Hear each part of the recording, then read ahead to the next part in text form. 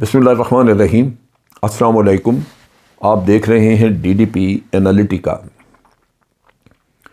کل ہم نے ایک بہت ہی انتہائی آپ کہہ لیجیے کہ غلط سین دیکھا کہ خیبر پختونخوا میں، پشاور میں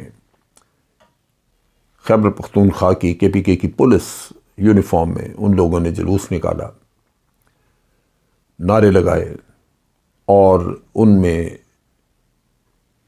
در پردہ آپ کہہ لیجیے کہ پاکستان کے معتبر اداروں کے خلاف بھی نعرہ بازی کی۔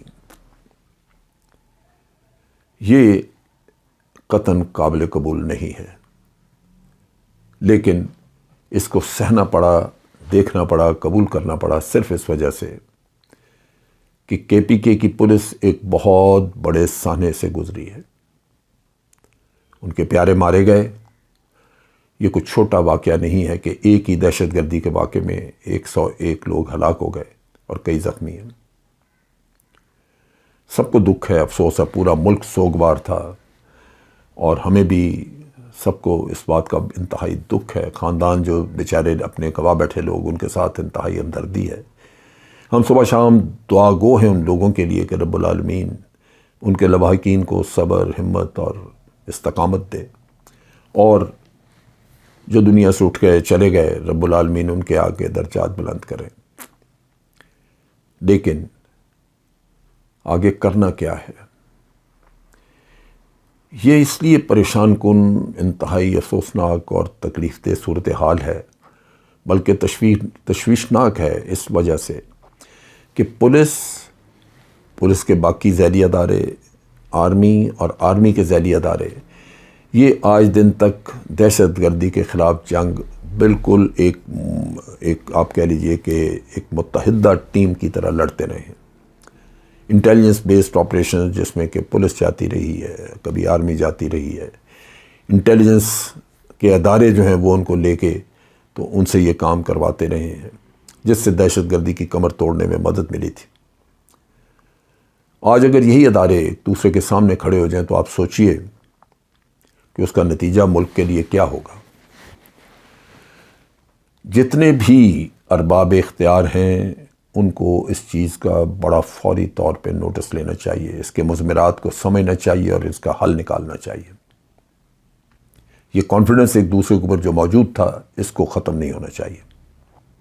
ملک کے مفاد میں نہیں، بلکہ ملک کی تباہی کا رستہ ہی۔ مجھے یاد ہے کہ پاکستان آرمی نے جب بھی یوم شہداء، ہر سال ہم مناتے ہیں، یوم شہداء منایا جاتا ہے، تو یہ کبھی نہیں ہوا کہ انہوں نے صرف اور صرف آرمی کے شہداء کی بات کی ہو، نہیں۔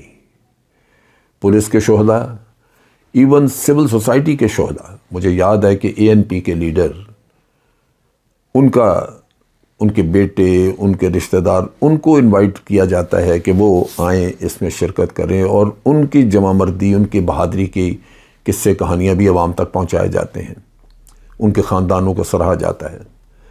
پاکستان آرمی نے کبھی یہ نہیں کیا کہ وہ صرف اور صرف اپنے شہیدوں کو وہ قدر و منزلت دے جو ان کا حق بنتا ہے، بلکہ یہ حق وہ سب کا تسلیم کرتے ہوئے پاکستان کے ہر ادارے اور ہر سوسائٹی کے شہداء کو وہ اس کی عزت و تکریم اس کو دیتے ہیں۔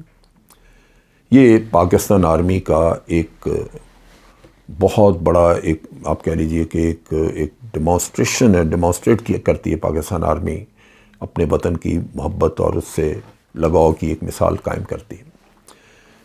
لیکن اس پہ شک و شبہ کرنا یہ صرف دشمن کا کام ہے کہ وہ آپ کے اندر ایک ایسی فضا پیدا کر دے جہاں آپ ایک دوسرے کے اوپر شک کرنے لگیں۔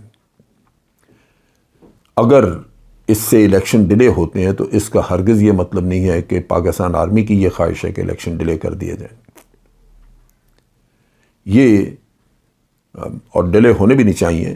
اگر سیکیورٹی کے ایشوز ہیں تو سیکیورٹی مہیا کرنی چاہیے، جو بھی حکومت ہو اس کو سیکیورٹی کا فول پروف انتظام کرنا چاہیے تاکہ پیسفل طریقے سے الیکشنز ہوں۔ کوئی بہانہ اس میں ڈیلے کا نہیں، کوئی طوفان نہیں آ گیا۔ دوسری طرف یہ ہے کہ ہم ہمیشہ افغانستان کے ساتھ اس کا جوڑتے ہیں تعلق بھی، اور ہمیں پتہ ہے کہ ٹی ٹی پی ہمیشہ افغانستان سے آپریٹ کرتی رہی۔ اب وہاں سے بھی وہ ہمارے اپنے اندرونی حالات دیکھتے ہوئے انہوں نے بھی اپنے آپ ہاتھ صاف کر لیے. انہوں نے کہا جی کہ نہیں, ہمارا آپ افغانستان پہ الزام دیتے ہیں, ادھر دیکھتے ہیں, حالانکہ ہمیں پتہ ہے کہ ٹی ٹی پی کی ساری لیڈرشپ تو ادھر ہے ہی ہے اور اس کے علاوہ بھی بڑے لوگ ہیں وہاں پہ. لیکن انہوں نے کہا جی کہ یہ تو آپ اپنے اندر جھانکیں, کوئی آپ کا دشمن اندر بیٹھا ہے. اس کا مطلب یہ ہے کہ اب آپ باہر سے بھی جو آپ کو تھوڑی بہت سپورٹ تھی, یہ جانتے ہوئے کہ باہر سارا ان کا انفراسٹرکچر باہر موجود ہے افغانستان میں, تو افغانستان کی حکومت نے بھی اپنے ہاتھ دھو لیے. وہ آپ کو اب اس بات پہ کوئی ہیلپ کرنے کو تیار نہیں. ابھی چند دن پہلے پشاور میں اور اس کے آس پاس جہاں بھی ہم یہ ریڈز ہوئے, افغانی بھی پکڑے گئے اس میں, یعنی ٹی ٹی پی کے ساتھ افغانی آپریٹ کر رہے ہیں. انہوں نے وہ لوکل بھرتی کی ہوئے پیسے کے لیے.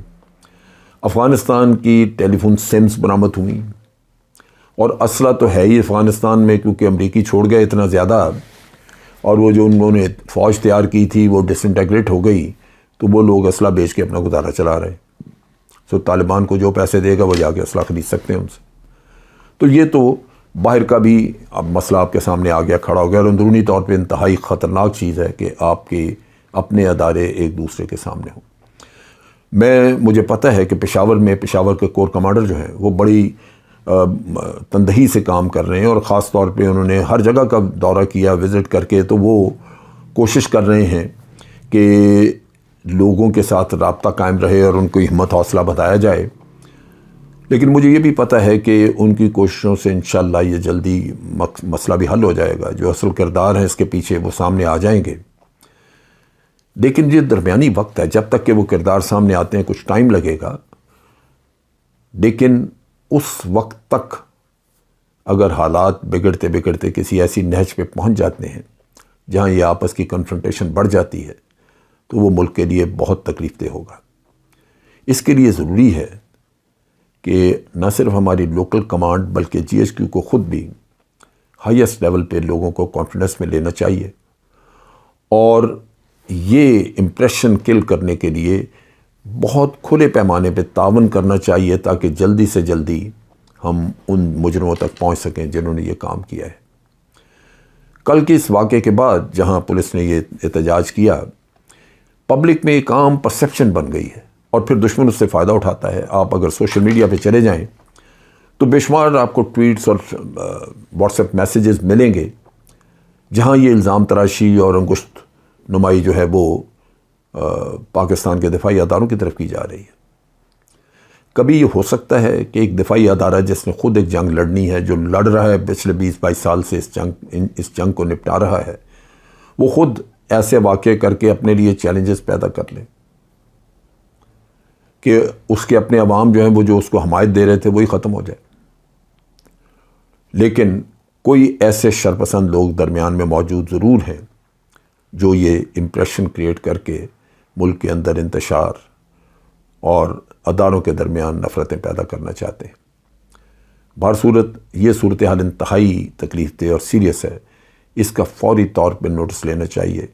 میرا بلکہ ملٹری اتھارٹیز کو, ملٹری لیڈرشپ کے لیے میرا پیغام ہوگا کہ وہ اس میں پہل کریں اور کوشش کریں کہ جتنا جلدی ہو سکے یہ اس کا قصے کو حل کیا جائے اور مجرموں تک پہنچا جائے, تاکہ حقائق سامنے رکھے جائیں اور پھر ان لوگوں کو پکڑا جائے, کنفرنٹ کیا جائے جو اس میں پاکستان آرمی اور پولیس کے درمیان ایک نفرت کی دیوار کھڑا کرنے کی کوشش کر رہے تھے.